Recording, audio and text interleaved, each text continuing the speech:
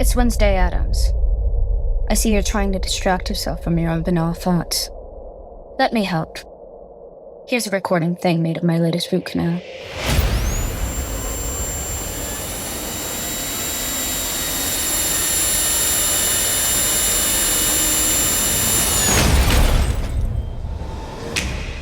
Wednesday Season 2 is now playing, only on Netflix.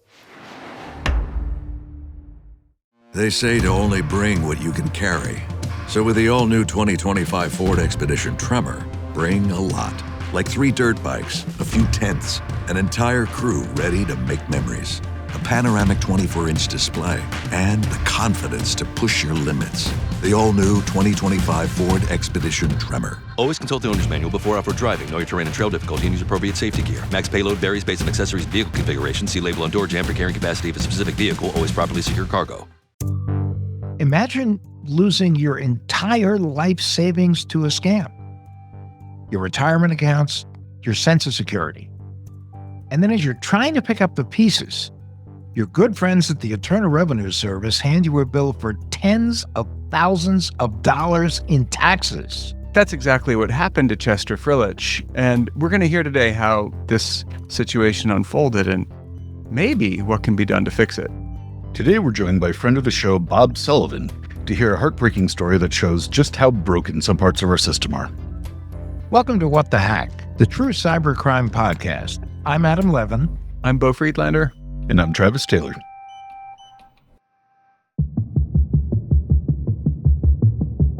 Our guest today is Bob Sullivan. He's a veteran journalist. He's an author of the New York Times bestsellers, Gotcha Capitalism and Stop Getting Ripped Off.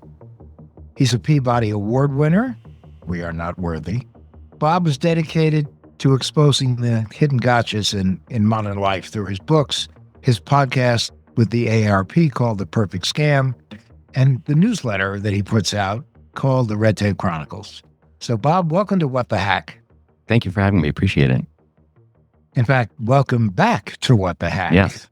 Since you are a regular, you're mishpucha, part of the family here. So you have quite a story to tell us about a fellow named Chester. So can you start by telling us a little bit about who he is and how he got to you and what the story is? Sure. So Chester's a lovely guy who's a retired. He basically spends his free time now training dogs at the local dog park. He's got a little community in California where he's from. And he was living a comfortable but simple retired life before he got this terrible phone call one day from a person who said he was with Xfinity.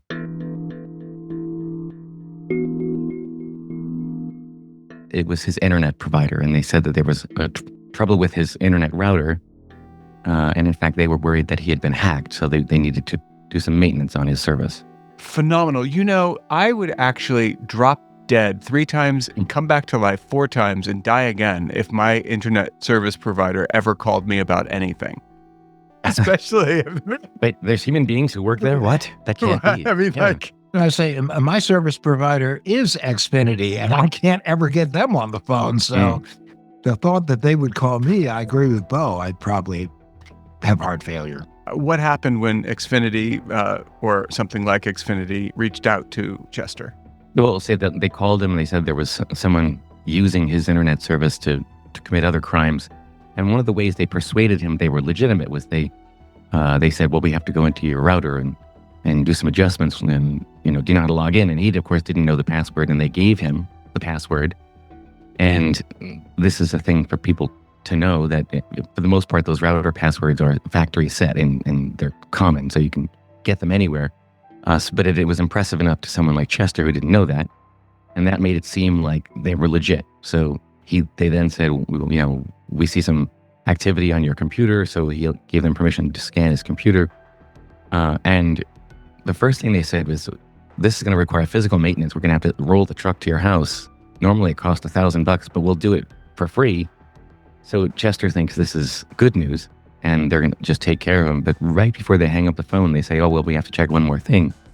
And then it turned out, they said, oh no, your internet connection and your identity has been used to launder money. So now we have a criminal investigation and we have to send you to this other department and you are under investigation. And that's what sent his heart rate to 11.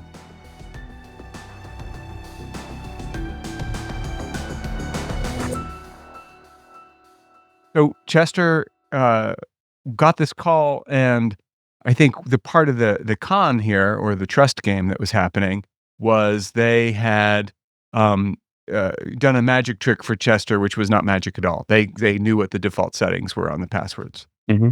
Now, once you do that, and you're like, ooh, it's like showing a mirror to a newt in the forest. Mm. They're like, whoa, what's this? It's me. So they did that trick to somebody who did not know what they were looking at. And then there was another trick in there, though, I'm hearing, which is they said, oh, you know what? The cool thing is this is not going to cost you a cent. All right, so we're going to send someone. Whoa, can you hold on 1 second? Oh, you know what? I'm sorry. And then they sent them to what it sounds like they sent him to a closer of some kind. Yeah. So, but that's not what Chester thought. What did Chester think? He was going to just go to sort of fraud resolution?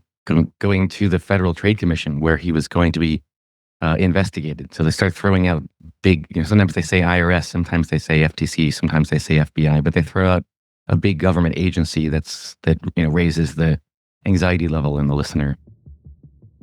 They scare you half to death. Yeah. Actually, they completely scare you to death. Yeah. In some cases, as you'll see by the time we get to the end of the story, it almost did scare him to death. So how quickly did this was like one conversation and he was suddenly into total panic. Yeah. So they send his heart rate, to 200. And then they call back and they say, okay, you're under investigation, but we want to clear your name. But in order to do that, we're going to have to liquidate your accounts and put your money into another account that he was told was for government safekeeping. And that's whatever the cover story is for this kind of crime, this is the most common technique that I see right now, is they get people to move money from one account to another, and they tell them it's some kind of government protected account at the U.S. Treasury or whatnot. And that's obviously an account the criminals control. And they began by getting him to transfer tens of thousands of dollars from his main checking account, and then they got him to liquidate his retirement accounts.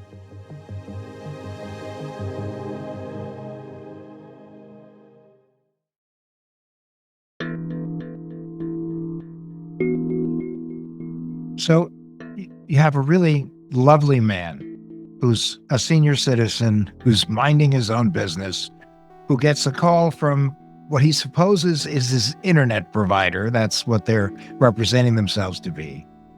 And they tell him that they're here to help him. And oh, by the way, they have found, as part of where they're helping him, that he's got accounts that have been infected and people are laundering money through his accounts. Is that about right? Yep. And because he's under investigation, he needs to, and because his accounts have been compromised, he needs to move all his money to a new account so that the government can protect him while he's under investigation. So this particular scam, it's new to me, that the idea that I'm going to say, hey, Bob, your money is in danger here, and I can keep it safe because hey, trust me, I'm with the government. And so I'm going to have you send all of your funds that are now actually in danger to a safe government account where we will keep it and make sure it doesn't get stolen. That's right? Yeah. And in fact, one version of this is, okay, so your name came up flagged as committing money laundering. We know that's because your identity was stolen. We don't want anything else bad to happen to you. So while we work out this case, you're going to put all your money over here in this protected account of the U.S. Treasury while we work to clear your name. And what do you call that? That to me deserves a name, that kind of scam. Like, I know it's not really a money laundering scam. It's an imposter scam. Well, extortion? No, I'm talking about the moving money to a government account. Anyway, I think it's the idea that there's this government safe account that is the thing I would hear. Like, if I'm trying to listen to the scam, like, what is the scam? Mm-hmm. There's the scam. That's where my money's going away. My money's not going away. If I've been part of a money laundering thing, my next thing is like, oh, do tell me more. But if they then say, as a result, you need to ... That's the thing I'm trying to name. You need to give us all your money. but they're telling you that it's going to. It's new. It's a new thing to me. This idea. I've never come across a scam where they're telling you to put your money in a safe government account where they will make sure you don't get robbed.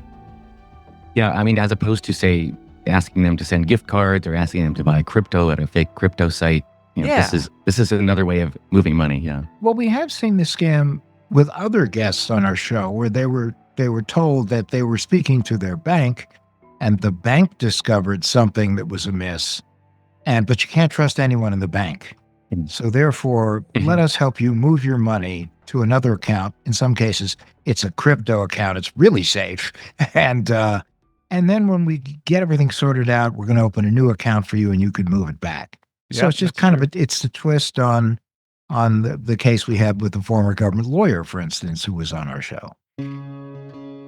So, Bob, what happened next to old Chester here? He started to move money. They were exfiltrating. He was willingly sending stuff. Yeah, so he sent them several wire transfers. Again, he began sending money from his checking account, and then he liquidated his retirement accounts. And you probably have heard similar stories like this. Most of the money was sent through wire transfer, but in one case, he actually put cash wrapped up in a box and sent it to a UPS store. And that's actually how he finally found out what was really going on, because someone at UPS flagged the package as suspicious. And then one day, about 2 weeks after this whole thing started, the cops show up at his door and say, is this your package? Excuse me. The cops show up at his door and say, is this your package? We think you're involved in a scam. And it right away, as soon as they explained, in 5 minutes, he realized his whole world had been turned upside down. But by then, he had basically given them all of his assets that he had. How much was it? More than $200,000. Wow. And how quickly did he transfer all the money? Like, did that just happen over the course of an afternoon, or was this just a several day long scam? A couple of weeks. It was just a couple of weeks, yeah. So it took him minutes to scare him and a couple of weeks to rob him. Yeah. Now, all right, I don't get this. Again, I love playing dumb. It's actually not, I'm not pretending. I could see, Travis, role play this with me. Ready? Sure. You're me being dumb and getting scammed. Hey, but me being scammed. Hey there. You do have this problem. I'm actually concerned because these are very sophisticated money launderers. They most likely have access to all of your accounts, and your money's probably imperiled. Can you please listen to me? I'm going to send you a few account numbers, and you need to call your bank and make sure you start wiring your money now, because it may just disappear on you. Okay? Can you do that for me? I guess. Where are these accounts? Well, they're going to a government escrow account. It's perfectly safe. It can send you a if you need to see some documentation, I can send it to you. But I actually think you need to get this done now. Like right now? I mean, yes, like right now, for real. Did you get it? Did you see the thing I sent? That's how I hear it happening, Bob. I hear it happening really fast. But you're talking about weeks where this is happening. How did they keep their hooks in the guy? So one of the things that is really kind of terrifying, I think, about this story is they told him that he couldn't perform any transactions without letting them know. So he couldn't charge anything with his credit card. He couldn't withdraw any cash. In fact, one of the first things they said to him was, your accounts will be frozen while this all goes on. And then he said, well, how am I going to buy groceries? Okay, well, we'll let you have access to your Social Security check, but the rest of your assets, we're going to control while you're under investigation. And anytime you spend anything, you have to tell us. So they called him every day, usually 2 or 3 times a day, just to check in on him. And that's one thing I hear from almost all these criminals, is that there's this sort of constant connection and this constant dark cloud and this constant effort to keep the anxiety up at 11 in the middle of these things. Well, Bob, the other thing they do is they isolate people, which is you can't trust anyone. You can only talk to us, and you can't do anything without telling us. Yeah. They actually sent him what they called a non-disclosure agreement, so that he wouldn't speak to anyone else. So this is very much a trust us, we're from the government situation, and it's a really pretty classic con game. It is. let me just tell you what happened when the cops came to the house and told him it was a scam. The most amazing thing he told me, one of them, is while it felt awful that he had lost all his life savings, he also felt a sense of relief because he was being terrorized daily by these phone calls, and at least it was over. So he kind of got his life back. So that's how unnerving these interactions were for poor Chester. But did he explain to you, Bob, that while they were going on, how was he feeling? Where did it send him to a dark place? Well, yeah, he couldn't sleep at night. I mean, he was up all the time, stomach problems, all those things that you would expect when you're in the middle of something horrible. Well, how did he get through, Bob? What did get him through that? Because that sounds like pretty tough. No, did he have a partner or somebody there helping him, or? Yeah, no, he's alone. His main source of social connection is the local dog park. Does he have a dog? Oh, yes. Yeah, we'll get to the dog saved his life at the end of the story, actually.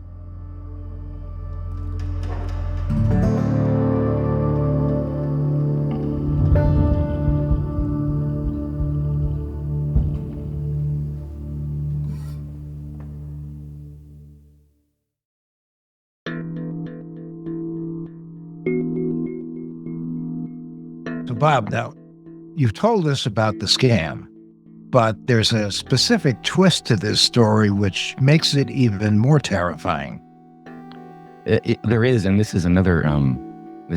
Honestly, when this kind of story started to hit my lap earlier this year, I just didn't believe it was true, but it absolutely is true. So, Chester had $200,000 stolen from him, much of it from retirement accounts. And what he found out as he went through the police reports and calling his bank and dealing with the fallout was that not only was he facing the loss of this money, but he was liable to the U.S. government for $32,000 in federal taxes because he had withdrawn from his retirement account. He owed the IRS. The IRS and state tax authorities consider those withdrawals as income, and so they're taxable as income, even though the money never went to him. It flowed right from him to these criminals. So talk about kicking him when you're down. He's got nothing. He calls the IRS and they say, you owe us $30,000, and if you don't pay it, we're going to put a lien on your house. So he's now lost $200,000. He owes the Internal Revenue Service, from what they say, because he had to invade his retirement accounts to take care of these guys. He now owes them $32,000. And there was no relief for him at all? There was no relief. And this is now, I now know that this is actually another thing that's really common right now. In fact, there's a Senate committee report from last year called Scammed, Then Taxed, which chronicled dozens of examples of this. And by the way, it's not just taxes. So because there's a lot of different, income test benefits that seniors get, this is going to affect his Medicare copayments. It could affect subsidies for housing or for SNAP for supplemental nutrition benefits. And as I already mentioned, state taxes as well. So people who suffer scams like this end up just getting this other gut punch from Uncle Sam at the same time. And the kicker is it wasn't always like this. For most of the history of the IRS, losses from theft were deductible. And it's funny because gambling losses are deductible, right? Investment losses are deductible, but losses from theft also were similarly deductible, as were losses for like, say, fire or a natural disaster. But in 2017, the Tax Cuts and Jobs Act, there was some elimination of tax deductions, and the deduction for scam thefts was eliminated. So this all changed 7 years ago or so, and every victim of a crime in this situation who prior to 2017 would have just written that off as I received, quote unquote, received $20,000, $200,000 from a retirement account and gave it to a criminal. Well, you would just deduct the $200,000 and not at least not owe the taxes. But as of right now, dozens, hundreds, probably thousands of victims owe taxes on fraud theft. So yeah, that's interesting because that particular package hurt a lot of middle-class people, and it seems like this is a shoe that, who knew? I mean, this is a very interesting and weird shoe to drop. And I would like to, in all fairness, say the folks who I've talked to about this, back in 2017, fraud was not the problem. that it is today, and it doesn't seem like there was anyone who said let's screw people who are victims of crimes. That wasn't the intention of the elimination of this tax deduction. It just sort of happened that way, and there have been bipartisan efforts to introduce legislation to undo this. I think everybody at this point thinks victims of crime should get tax relief, but like a lot of things in Congress, it just hasn't gotten done. So lawmakers, you think, are starting to get the message? Yes. Yeah, both Republicans and Democrats have introduced a couple of different pieces of legislation that would fix this, and I think importantly also make the fix retroactive.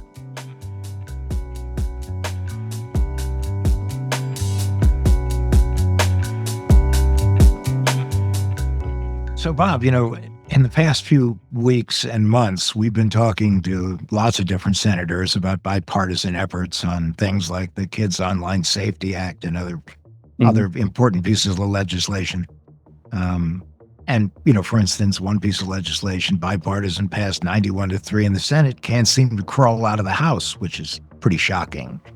So the question is that we see that Senator Blumenthal and Senator Cassidy together are fighting for this, which is very important. Any idea of what could happen in the House? Because the House could kill everything between now and the end of this session. No, wait, are you talking about the Casualty Loss Deduction Restoration Act by any chance, Adam? I am, in fact, talking about the Casualty Loss Restoration Act. Right. So, Casualty Loss Deduction Restoration Act, to be... Sounds trippingly off the tongue, yes. Oh, it's a beauty. Yes. It's a beauty. So what do you think it has any chance, Bob? Yeah, I mean, so the year's almost out. So when I spoke a week ago with Senator Blumenthal, he said, I always have hope, and things we're seeing this, right? A lot of things are happening at the 11th hour, but I think it's unlikely, and so I think this will probably roll over to the next Congress, and it's certainly possible that the next Congress will fix this. But as with all things, there's as long as there's uncertainty, people like Chester are just sitting there with a tremendous bundle of anxiety and a tax bill that he still doesn't know how he's going to pay. Now, did you speak to the IRS or anyone there about the situation, or a lawmaker who had spoken to the IRS? I know speaking to the IRS is like talking to your ISP on steroids, but yeah. No, I mean the IRS gave a comment to the Senate committee that did the scammed then taxed report, and they're just doing what Congress has told them to do at the moment. So. I don't know about the ability for an IRS agent to just wave a magic wand in this situation. I think this is a legal mess that needs to be fixed up legally. Are there major public interest groups that are in favor of this, and have they been vocal about it? Well, the podcast that I do, which AARP pays for, The Perfect Scam, AARP endorses the Casualty Loss Deduction Restoration Act. They're one of several interest groups that are pushing this. And it's like anything else. I mean, I think when you hear this story, your first human reaction is, well, that can't be right. There must be some other explanation. And I think it's hard to fix problems that are so boldly absurd like that. And that's kind of where we are. So I'm grateful that there are interest groups that are getting attention to this. But now when you say, because you and I both know there's a difference between somebody endorsing something and someone actively fighting for something. So do you see these groups actively fighting for this? I do, and AARP is among groups urging people to write letters or whatnot. There is I think one other complexity with this, which is, we all know the Tax Cuts and Jobs Act expires next year. And so there's going to be a big fight early on to either sunset those tax cuts or to make them permanent, or increase the size of the tax cut or whatnot. And so, if nothing happens, if that bill were to if those tax cuts were to just expire, then the old deductions would be in force again. So there is a sort of light at the end of the tunnel, where this would be automatically, quote unquote, fixed. Although that wouldn't help people who are hurt over the last 8 years. And I think the fact that there is a sort of automatic, default solution in the future, might make members of Congress a little hesitant to act on this at the moment. That's sort of a triggering mechanism. what I'm concerned about is, that, of course, there's going to be a new tax bill, and there's going to be so much to fight about in that new tax bill, and it's easy to imagine this issue getting muddied or lost in the middle of all that fighting. So that's something to really pay attention to. But I do think the fact that that fight is ahead might make some members of Congress reluctant to attack this individual piece of that Tax Cuts and Job Act with this Casualty Loss Deduction Restoration Act. We're in the weeds here in the way that the sausage is made in Washington, D.C., but I do think that's a factor here. Speaking of the weeds, we got to get out of the weeds. It's okay for a dog. Actually, let's talk about dogs. Patrick Swayze once was told by somebody that his house smelled like dogs. And he said, yeah, you know what it smells like? Gratitude, loyalty, nobility, affection, unconditional love. And, you mentioned earlier that Chester's dog plays a part in this. I want to hear about it. What Chester was, it sounds to me like this is a classic dog story at the end of the day. Do you really just keep some Patrick Swayze quotes in your back pocket like all the time? Or? I know, I have them memorized. Bob, what happened next? Can you tell us a little bit about that part of the story? Well, yeah. And, one thing I really want to stress, whenever anybody hears these stories, someone got a phone call that said they were Xfinity. Next thing you know, they're wiring $200,000 to someone. How could that happen? That's a human nature. But we are reading the last page of a novel when we do that. It's really hard for us to put ourselves in Chester's frame of mind the day that he got that phone call and the days that he was terrorized by these high-pressure tactics. And so it's kind of unfair the way that we even do recaps of these incidents. Chester was in a very, very dark place when he was told by the IRS that they would put a lien on his house if he couldn't pay his tax bill. What he's hearing is, I have no money and I could lose my house and it's all I have. And he told me he went to such a dark place that he contemplated committing suicide. These crimes hurt people in ways that if you've never talked to someone in the middle of it, it's hard to comprehend. And he told me what kept him going was his daily visits to the dog park, and specifically his 12-year-old dog named Cassie, who's a Siberian Husky. And, he told me, I'm getting chills just thinking about it, that what kept him from doing something terrible was he couldn't leave Cassie. So, dogs provide so many powerful things. And in this case, as he explained this to me, what he said was that Cassie's, sort of like the mother hen for the dog park. She protects the puppies who show up. She protects babies even. And she protects him. And that's what she did in this case. And this is a husky we're talking about? Huh, yes. I'm surprised, but... Well, that's a beautiful thing. And you're right about one thing, is that people can go pretty quickly to a very dark place. And when you're confronted by a situation where you're going to lose absolutely everything, you start to say to yourself, what have I got to live for? The beauty of it is he had a dog to live for, and he loved his dog, and his dog loved him.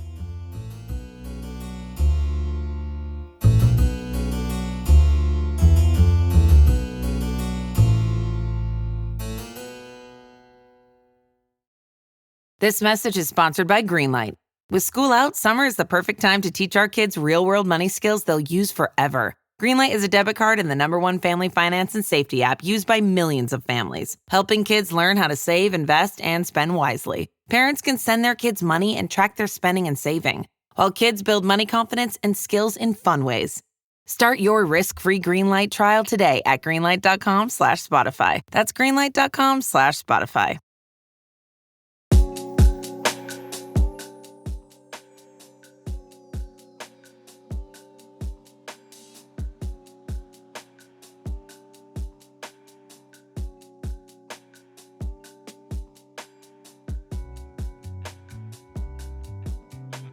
It is amazing when you start to when you become interested in an issue that affects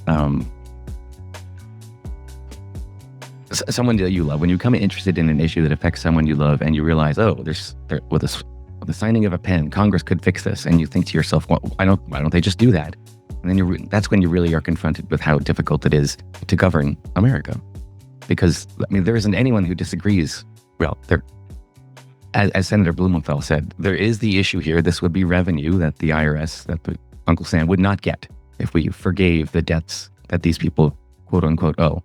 So I guess there's someone at the IRS, a bean counter, who would not be in favor of this, but 99.9% of Americans would agree with what we're saying. But yet it's still hard to get that across the finish line. And I think that speaks to how hard it is to govern America. I totally agree with you. I think that one thing the IRS has to reflect upon, as does Congress, is if you take everything away from someone, somewhere along the way, they're going to need your help. So would it not be less expensive and more intelligent to not victimize someone who's already been victimized by a situation like this? Yeah, Senator Cassidy made that point when we talked. He said, we're about keeping people independent here. We don't want to make people dependent. And so one way to keep Chester independent is to not give him this big tax bill. Absolutely. So do you have any advice for people who might be going through this, or is it just kind of wait and see until the legislation goes through? I think talking out loud, talking to journalists, writing your story on a blog, I think all of that is useful, right? In the end, almost all of these pieces of legislation cross the finish line because a single person's story touched someone in the right place, right? So, but I think more than anything, it's really important to talk, period. As Adam pointed out, the first thing these criminals do is isolate you. And that is what really sends you to the dark place. And so it's incredibly important for anyone listening to realize someone that you know right now probably is going through a crime like this. It is so much more common than we realize. There is such a stigma attached to being in the middle of this. We all have that human urge to say, how could this happen? Why are you doing this? That's not helpful. That keeps people quiet and in dark places. And so I want to talk right now to someone who isn't in the middle of this crime, but who knows someone, and they don't realize it, who's going through it. Be the friend that people can talk to. Be the person in your group who's not judgmental, who's available for that pull aside and say, can I just tell you about this weird thing that's happening to me? That's the most powerful thing we can all do right now. Well, there's no question. This is an unbelievably heartbreaking story. The good news, though, there is a problem. It's a systematic problem, but it can be fixed. And there is bipartisan interest in this fix. And there's legislation on the table, which oftentimes you have to start a process, where here there's a process that's ongoing, it's bipartisan, and it's supported by very important senators in both parties. So for anyone listening who has been touched by this story as we have, if you want to support the bill, call your congressman, call your senator, share stories like Chester's story, because these are the stories that have to be heard by the people who need to hear them to make things happen. Yeah. And also, check in with Bob. Thank you so much for joining us. The Red Tape Chronicles is a great source for information about what's going on in the real world of scams and online crime. And Bob's podcast, which is sponsored by the AARP, The Perfect Scam, is another resource. So the information is out there. And when you come in contact with it, repeat it. Be a person who makes other people know about it. And oh, by the way, whenever you get a router, immediately change the password on your router. Yeah. Hey, Bob, we really can't thank you enough for being with us today and sharing really what I think is a very, very important story.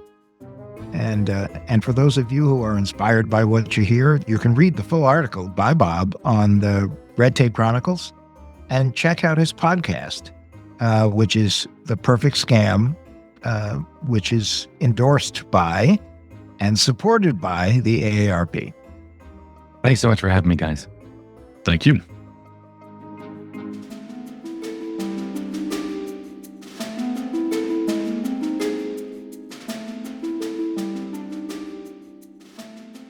And now it's time for our Tinfoil One. Our paranoid takeaway to keep you safe online. Adam, what's on your mind this week? My mind is heavy. As you may know, the FBI released a warning against charging your device on public stations. Okay, so you mean like kiosks at airports. What's the problem? Well, just about any mobile phone is going to use the same port and the same cord to transfer data and to charge the device. And so while that was a clever design and it saves space on the device itself, it also means that your device could be having its data read while it's charging. Or it could have malware uploaded on it. Right. So the FBI gave advice, or at least one of its field offices did, which we're sharing here, is to not use them at all. It was a field office. All right. I really What? don't care. Is this just theoretical? Come on. Kinda, but not really. Some people have made rogue iPhone charging cords that have tiny little chips in them that can hack the devices they're connected to. And you can even just buy them online. It's part of a hacking tactic called juice jacking that's been written about and demonstrated. And it's been demonstrated multiple times at hacking forums, though we haven't seen any actual documented cases in the wild.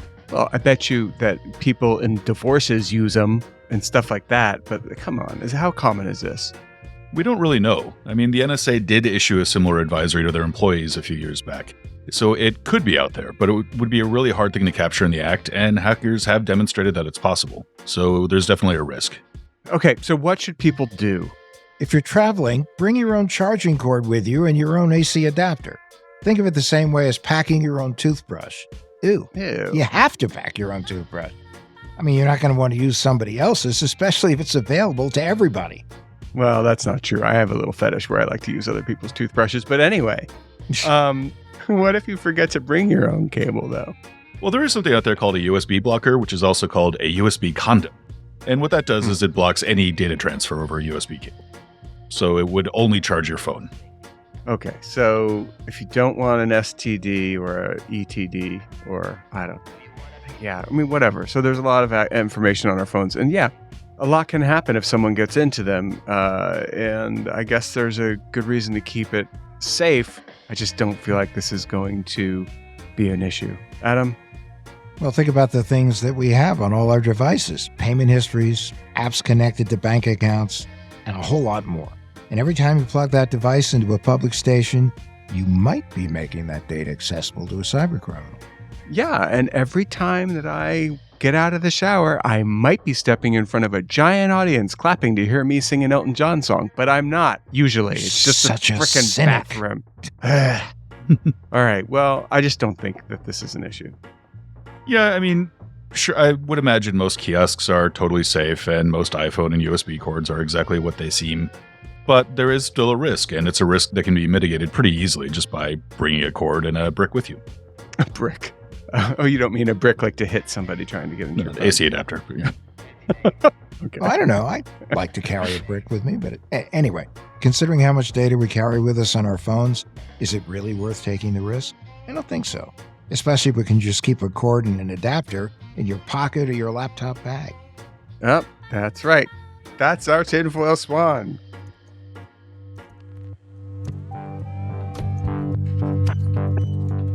What the Heck with Adam Levin is a production of Loud Tree Media.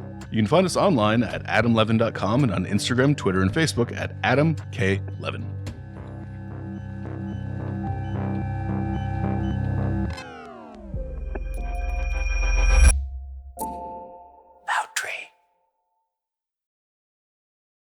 Behind every empire are the people history tried to forget. Lost Roman Heroes tells the stories of the remarkable characters who shaped Rome from its mythical beginnings to its final fall.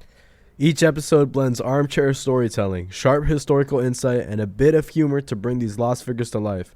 From generals to scientists, from rebels to empresses, from priests to politicians, these lost Roman heroes have one thing in common. They stood up for civilization when the bad guys threatened, and in doing so, they changed the course of human history.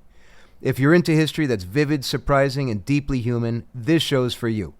Behind every great meal is a person with a story to tell. Hear them on Culinary Characters Unlocked, the podcast that reveals the lives behind the food. Hosted by me, David Page, Emmy Award-winning journalist and creator of Diners, Drive-Ins, and Dives, as I talk with everyone from culinary legends to mom-and-pop standouts about the creativity, grit, and passion that shape the food we love. Follow Culinary Characters Unlocked on Apple Podcasts, Spotify, or wherever you get your podcasts.